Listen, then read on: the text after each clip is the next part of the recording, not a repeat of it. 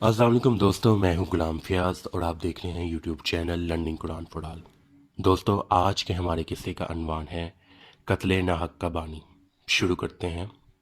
हज़रत आदम अलैहिस्सलाम को अल्लाह ताला ने जब अम्मा हवा के बतन से बैक वक्त एक बेटा और एक बेटी अनायत करके औलाद जैसी नेमत से सरफराज फरमाया, तो हज़रत आदम अलैहिस्सलाम ने बेटे का नाम कबील जबकि बेटी का नाम अकलीमा रखा।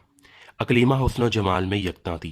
इसी तरह फिर एक बेटा और एक बेटी एक साथ पैदा हुए, तो बेटे का नाम हबील जबकि बेटी का नाम गाजा रखा गया, मगर गाजा शक्ल सूरत के एतबार से अकलीमा से कम हसीन थी।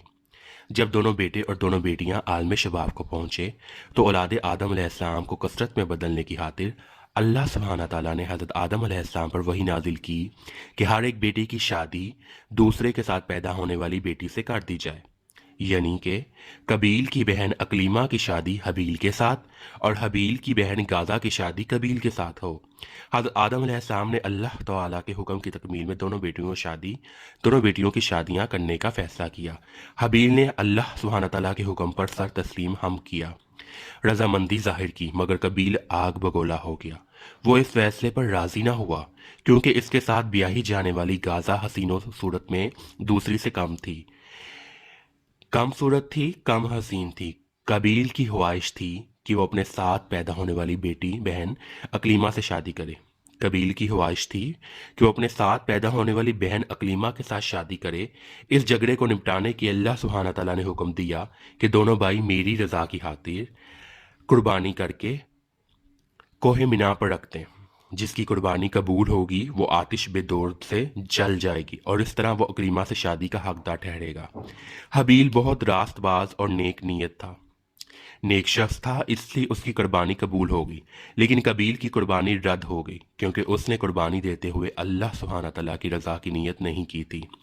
ये देखकर कबील बुग़्ज़ो कीना और हसदो काबत की तस्वीर बन गया और सोचने लगा कि किस तरह हबील को मार डाले, मगर इससे कोई सूरत नजर नहीं आती थी कि इतने में शैतान बसूरत एक शख्स हाजिर हुआ।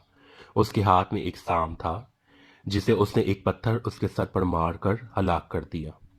तब कबील ने अबलीस लईन से तालीम पाकर एक पत्थर जमीन से उठाकर सोए हुए हबील के सर पर जोर से दे मारा, जिससे वो मर गया। अब कबील को कुछ समझ नहीं आ रहा था कि भाई की लाश को कैसे छुपाए। भाई की लाश को लेकर वो कंधे पर डाले उठाए फिरता रहा। इस सूरत हाल में अल्लाह ताला ने दो कौवे भेजे। दोनों ने कबील के सामने लड़ाई की।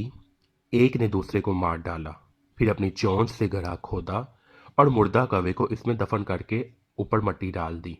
कबील ने कौवे का ये अमल देखकर कब्र खोदी और हबील को दफन कर दिया। हबील जमीन पर कत्ल होने वाला पहला शख्स था जिसे उसके अपने ही भाई ने बग़्ज़ो अनाथ के सबब मार डाला।